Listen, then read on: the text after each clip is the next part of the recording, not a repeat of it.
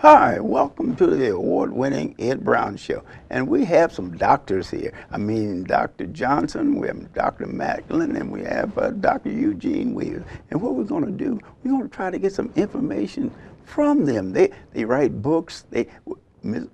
Dr. Maclin is from Morgan State, and then the Williams and the Johnson, the University of D.C. So what we're going to do, we're going to go to them, and Dr. Williams is always finding these jewels. You know, he found two ladies here. Hey, welcome to the Ed Brown Show. Dr. Williams, tell us about these ladies that, now everybody knows Dr. Johnson. Now, who is this lady in the center from Morgan State? Well, Ed, I hang out with jewels, academic jewels, and I found today two jewels as far as math and science are concerned. Reading, writing, and arithmetic, right? Oh, that's all a part of it as well. But we're talking about physics. We're talking about mathematics. Dr. Mary Johnson is a mathematician of the first order, and so is Dr. Maclin. I tell everybody that I spend a lot of time with very, very cerebral people. and that's what they are. They have good minds. Right. So we have Dr. Maclin and we have Dr. Johnson, and they're going to talk today about math and science. They're going to talk about how to read the math textbook, how to read the science textbook, and anything else about science and math they wish to talk about. Okay, we'll start with Dr. Johnson. Now, welcome back. You know, you should have been here earlier. You know, we've been playing hooky.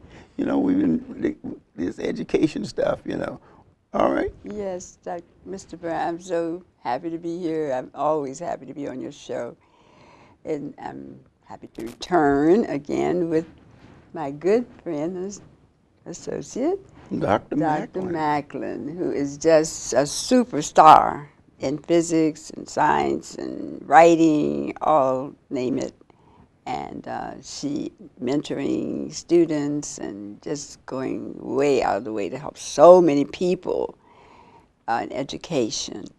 And it's my pleasure that she has taken time out of her really busy schedule of traveling all over the country and all over the world, really, to come to be with us today. It's really a pleasure to have you, Dr. Oh, welcome to the Ed Brown Show, Thank you Dr. so much. Maclin. Thank you so much. Give us your background. Well, I'm a physicist from rural Virginia, an unlikely physicist from a tobacco farm in rural Virginia, but I always was interested in science and mathematics. And sometimes I say that I'm a byproduct of the Sputnik era. I was a mistake from the Sputnik era. I was not intentional, but the fact that the United States at that time was in a battle with the Russians on who was going to get to space first. Minority students, and certainly in my little county, in Brunswick County, were given especially good math and science teachers. We had very good math, had an excellent math teacher in high school. And in fact, up until I got to be in the 11th grade, I always thought I was going to be a mathematician. And then you're going to be an astronaut and go up there and see. Yeah, I was always interested in spatial stuff as well. Right. Yes, that was initially, yes. But mathematics was, and still is, because I became a theoretical physicist. So mathematics is still my tool that I use every day in my work. Well, tell us, what do you think about Dr. Johnson's book there? You know, Dr. Johnson has been an absolute jewel. Dr. Johnson, I've had the pleasure of working with Dr. Johnson for more than 25 years. Yeah. We started in the D.C. public school system when she was head of science and math, and I was at Howard University. We got a grant from the National Science Foundation, and for the first time, we allowed teachers to choose what they wanted to do, and we saw dramatic increase in the math and science performance of schools. We took the bottom quartiles of schools. We didn't choose the best. We didn't choose the best because we wanted to go where the students needed. Where it was needed. Exactly. And so we took the worst schools in the District of Columbia. Is that right? There were some 26 schools. I think 14 or so were elementary schools. Then we had about 6 middle schools and 4 or 5 high schools. We had Anacostia and Ballou. We didn't go to the best high schools in the city, Banneker and those schools. And we saw dramatic improvement in the student performance in that year that we worked together on that project.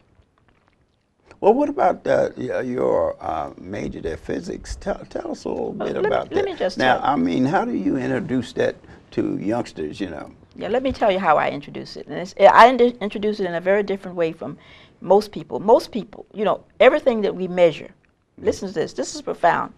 Everything that we measure is measured in only four things: mass, length, time, and charge. Now, typically when physicists introduce introductory physics, they only talk about mass, length, and time. They never talk about charge. Charge, when we say charge over time, that's electricity. That's amperes, and that's how we get electricity. And so we talk about length over time. That's how we get velocity. So I bring it all together in an integrated approach, where students are not shocked after 6 months to learn all about electricity. It's been a part of what we've talked about in the mechanical systems from the very beginning.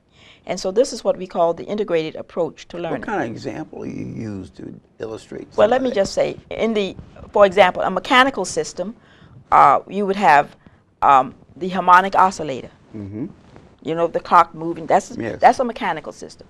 In the same thing, the analogous system in the electrical world would be an electron rotating around the atom. It's the same idea, same mathematics is used.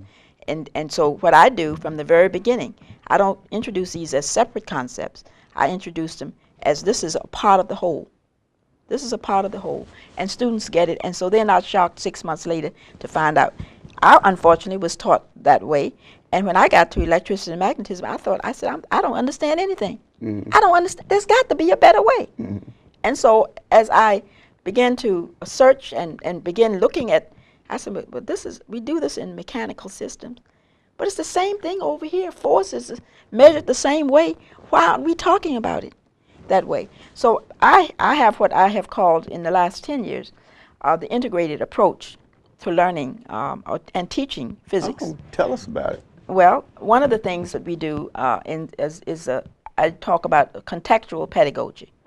When I introduce a concept, for example, let me just give an example. The force on a body, this is what you would read in the book, the force on a body is 10 newtons. I say implicit in the solution of that problem, the answer is there. We already know newtons. What is Newton? What is a Newton? Most of us don't know what a Newton is. But when we introduce this concept in physics, we know that a Newton is a unit of force, and its mass is Newton's second law. And a body, now is this body moving? No, it's not. So we know that it has a gravitational pull on it. So that gravitational pull is what we all have. It's called weight. So that problem, right now, I can tell you the force is 10 newtons. The mass of acceleration of gravity is 9.8 meters per second. And so the mass of that body is, guess what? 1 kilogram. Right. Okay. Isn't that simple enough? Yes. Dr. Johnson, tell us about this new book you're talking about. You have something that you're going to reintroduce that, because the two, the physics and the math, they sort of work together, right? Definitely. Tell us how the correlation there. Well, I would say that you cannot learn the physics without a knowledge of mathematics. It's just impossible. So you're the first step. They go hand in hand. They really, you have to know both in order to understand either. So years ago, my first interest in a major for college was physics. But unfortunately, in my school, we did not have. I took courses in physics, but the lab was horrible. They didn't ever have what you needed to use to do experiments. Blah blah blah. The equipment. The equipment was was not up to par and all that. So later, just as I was about to graduate, I decided to go to math, because I said, well, I can do math on the bus. I can do it anywhere. Physics on the bus. You can, but not. You can do theoretical. You can do theoretical physics on the bus. I didn't know anything about theoretical physics, but I'm thinking about physics in terms of the experiments and whatever. So I said, oh, I'm going to take math. Well, math was strong. But Well, anyway. how do you get it over to a youngster, the difficult parts of learning mathematics? You know, mathematics have a dirty name. You know, when you say mathematics, oh man, let me get something else. You know. See, the problem is there is no difficult part, really, to tell you the honest truth. There's no difficult part to learning math. What are the reason for the confusion and frustration in the learning of mathematics is that in order to learn math, there has to be a merging of languages. You have the mathematics language, and you have English language or German or whatever the learner's language is. You have to merge those. And how do you merge them? Well, much of the teaching that's done merges them in an illogical manner, a manner that does not make sense, and therefore students get confused. They don't know what you're talking about, and they don't know what to do. They never know what to do when they read a problem. Yeah. They never know what to do when they read the book. Well, they don't usually read the textbook. That's one thing I found. Students don't read textbooks. They don't read the math textbook. Well, how do they read the math textbook? They don't read it, but How this is should how they? they should learn textbook, to. you They know, have to be English, taught. right? It's still English, right? No, I want Yes, to know. but they have to be taught how Language. to read a math book. They don't read it because they don't think they need to. I've done many surveys when I meet with audiences of students, 150 students, 200 students. And one question I like to ask, how many of you ever read a math book? One hand may go up, but two hands. But they don't read it because they say, that's the key to it. Then. right, but they say they don't read it because they don't need to. Teacher tells us everything. I said, but if you don't read the book, how do you know the teacher tells you everything's in the book? You don't know. Yeah. So, okay, you need to learn it because you need to become an independent learner. And when I was in high school, I had a very good teacher who taught me how to read the textbook. And the reason I had to learn to read textbook is because I was advanced and said, well, you know what? You learn to do these kinds of things. You can go on yourself. You don't have to wait for me. But what you were saying, Dr. Maclin, too, is the reading is one of the problems. It's critical. It is critical. Dr. Williams, he's the professor in English there. Yes. How do you get all three together? Dr. Maclin. Let me just say that in both mathematics and physics, and I gave the example early, every single word has a very deep meaning. And so you cannot scan or speed read physics and mathematics. You must read mathematics and physics with a pencil and paper. Right. That's the only way to do it. And so as you read, you're taking notes and you're working problems. You're saying, okay, this is Newton's law, or this is Ohm's law, or this is, so I understand that. So as I'm reading, I've got pencil and paper, and I'm working problems. So I'm putting in that whole discipline into the learning of this physics and mathematics. And that's what most students don't do. They think they don't can know do how that. to do that. And you read the summary first. You go to the back of the chapter, read the summary first. Go to the summary first. Go to the summary first. Well, most people don't read the summary first anyway. No, read the summary first because because the normally. summary is going to have all of the important things that chapter has talked about. Every single thing, and if it's written well, that's the key. that's the key. The summary first, and then when you read that summary, you're sitting there and you're looking at the problems, and you say, "Oh, this is how to work this problem," and you're working those problems as you go through that process, and it's a very systematic process. And as I said, there's a rubric in physics. When you have, if something is given and what's asked for, implicit in that is the solution. So you don't have to memorize formulas. Well, I Same think that's thing what in math. youngsters math, do. right, same Exactly. thing in Is the fact that they treat it like other courses that they're taking. No. And Well, most other courses they read. You have to actually take time to teach students how to read the textbook. This is what I have found because What's the they don't difference know in reading a textbook in math and one in English, Because- Dr. Williams? Well, Dr. Johnson's getting ready to tell you. Yes. When you read the math book, you can't look over this paragraph. You have to read every word in the paragraph because every word has Significant. is significant. And if you don't know the meaning of a word, you need to stop right then and there and go to a resource, a reference, internet, old-fashioned way, dictionary, some way to find out what that some more information about that word. Well, I think that may be the problem that most students have, is that they see a word that they don't understand, they skip They right go over. over. Yeah, they say look it You know over. what I mean? Yeah, And what is then they perimeter? don't understand why they can't do the problem, Yeah, exactly. because they don't know the They don't meaning of the understand the word word. they skipped over. And the other, there's another problem, and that is, in many, certainly this is an issue in our colleges and universities, is that we have foreign nationals who do not speak the language as their native language, trying to teach our students. Is And that so right? That is and true. so you have That you is have true. you have now difficulty of two languages. two- They Yes, have languages. two yes, languages. yes. They have the Oh. language. This is a very important point. This is a very very critical, because we have people who do not have the proficiency in the In language English. in English, In English. and they're trying to teach native speakers a new language in itself. Oh. And mathematics and physics are new new languages. languages. And so we have a language problem layered onto another language problem. Right. Well, So that's Ed, another- I it's have said that right here in Prince George's County, if we surveyed, if we did research on why these students do so poorly in mathematics, and we know they do poorly, Yes. and we look at who's teaching them, we would have some answers. And I have said this over and over and over again. I have nothing against the international teachers. They're good people and they know their subject. They don't understand, many don't understand the culture. But translating is the problem. Translation. Yes. That's the key. Translation, And, yeah. That's the and key. Apparently. this is especially critical when we talk about contextual pedagogy.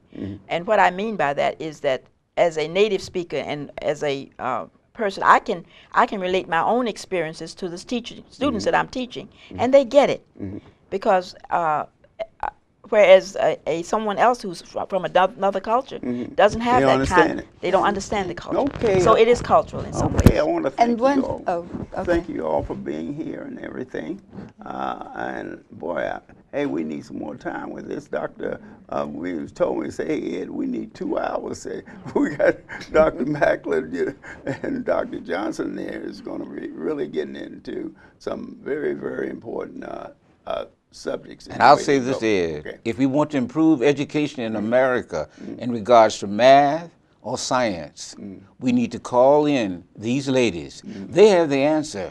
I've seen it over and over again. So Okay. that's very important. Call in the ladies. I agree with that. Especially Okay. Dr. Johnson. We need to Okay. definitely call her in. Especially Dr. Johnson. Especially Dr. Johnson. Especially Dr. Johnson. Okay, this is Ed Brown. We have another guest coming in, and we're going to talk about the football. You know, everybody's talking about football. We're going to talk about big football coming up. See you in a second.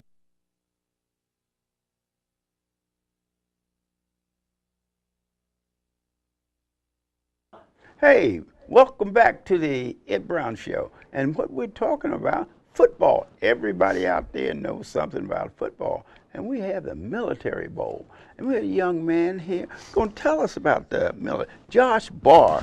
Josh, tell us about this Military Bowl. How it's selected and that type of thing. Well, this is the 6th year for the Military Bowl. The past 5 years, the game's been at RFK Stadium in Washington. This year, and for going forward, the game's going to be held at Navy Marine Corps Memorial Stadium in Annapolis. We're really excited about that. We think it's an excellent tie-in. Navy's not going to play. Navy will not be in the game this Would year. it be eligible? Yeah, sure. We hope to have Navy in the future. But they got to win 6 games. They have to win 6 games. They've been doing it for a while. Navy's got an excellent team again this year, and they're moving into a conference in 2 years, the American Athletic Conference, that we have a deal with to provide a team for the Military Bowl. This year, we have a team from the Atlantic Coast Conference with the 8th pick of ACC teams against a team from Conference USA. The game's going to be at Navy on Friday, December 27th at 2:30 in the afternoon. We're hoping it's going to be good weather. It'd be nice if it was about 65 and sunny. But you know, we think we're hoping for good weather. We think we're going to have a pretty good matchup. The ACC is having a very good year this year with Clemson and Florida State at the top, but all the way down through the ACC, there's a lot of good teams. You know, Miami's having a good year. Virginia Tech has had a bit of a run recently. Boston College, Syracuse, Pitt, Miami, Duke. Maryland, of course, you know, is only 1 win away from becoming bowl eligible. They could do that this weekend against Syracuse. Well, that would be a terrific game with Maryland Navy, wouldn't it? That'd be. They've played that one a couple times.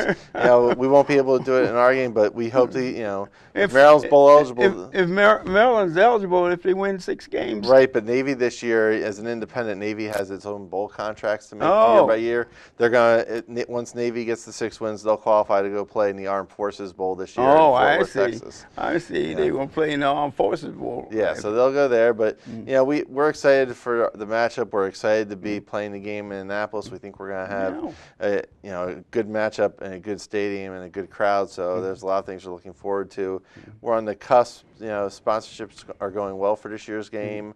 Northrop Grumman is our title sponsor. They came in. Right? The game's presented by, it's the Military Bowl presented by Northrop Grumman, and that they've been with the game for 4 years now. New Day USA, which is a mortgage lender that focuses on veterans, has been a terrific sponsor. This is their 2nd year, and we have a lot of other things that we're right on the cusp of making announcements for that we're pretty excited about. Name some of the things you're going to have in entertainment. You're going to have that type of thing, halftime. Yeah. Well, we'll have a halftime show. We'll have a tailgate before the game. The Budweiser Clydesdales No kidding. are going to be in attendance at the Military Bowl. Clydesdale. Hey, Clydesdales. that's a good deal. If you want to see Clydesdale, see a good game, go to the Military Bowl. Yep. And so right between Christmas, New Year's, right? Right, on December 27th. It's a Friday in the afternoon. It's a 2:30 p.m. kickoff. So it'll be a tailgate. There'll be the Clydesdales. We'll have a halftime show. But that Clydesdale, that's a terrific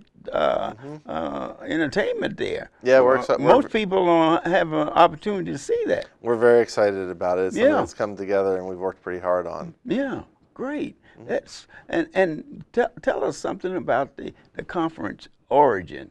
Well, we've had to deal with the ACC from the beginning, and this year we have a deal with Conference USA. And I think people are excited to come play in the game. We do a lot for raising awareness for our nation's military, and there are all sorts of different elements that go on during the game. There'll be an initiation oath for people who are entering the military on the field during the game. As long as demonstration, yeah. Last year we had to scrap the flyover and the parachute jump team because it was too windy. But we're hopeful that they'll be able to do that. Well, you're going to have parachutes at halftime too. I think they'll come in before the game. They come in before. Yeah, and plus, the one thing we do is we raise a lot of money for the USO. This is going to be the 4th year in a row that we're going to raise $100,000 for the USO, which is terrific, and what they can do. Right. Yeah, what they can do to use for our nation's soldiers is terrific. Yeah. Well, hey, this is going to be terrific. Now we're going to we won't have Navy, but maybe Maryland, huh? Maybe Maryland. Yeah. Well, I mean, Maryland's got 4 games left in the season. They could win. They could win all 4 and go somewhere else. They could end up in the Military Bowl. I think Maryland's had a great year this year, and certainly we've been excited. Yeah, well, that's what I'm saying. Having someone like Maryland come in, well, that'd be terrific. Yeah, and the fact that you guys are doing a terrific job in the Military Bowl, USO. A lot of people, they've sort of forgotten about the USO, but they're still functioning. Yeah, they're still there, and they do a lot to help our nation's military, and we're obviously excited to help them. And far as the military, you include all the military. Yeah, we do, and there'll be some. In the past, we've had a military village of different vehicles and assets on display before the game, and there'll be several assets before the game this year also. You're going to have some displays of military equipment. See, that's another thing. A lot of the equipment that you've seen. This way you go to the Military Bowl, you get a chance to look at it firsthand and get some information from the guys that use it. Yeah, because the soldiers will be there. Yeah, no doubt, and we think it'll be a fun time. We're looking forward to having a great crowd down at Navy Marine Corps Memorial Stadium, and we think it's a great matchup, and and the venue's terrific too. Okay, you've heard it here on the Ed Brown Show. I tell you, the 27th of December. Oh, go down to Navy. Navy won't be playing, but hey, we're going to have a couple good teams there. Terrific halftime, I'm telling you, with the soldiers out there and everything. Make sure that you go to, because this is for the USO. You remember the USO. So many people don't remember, but USO does a terrific job, and they're working with the Military Bowl. Okay, thanks a lot, Mr. Barr, and hey, good luck. Thank you, I appreciate it.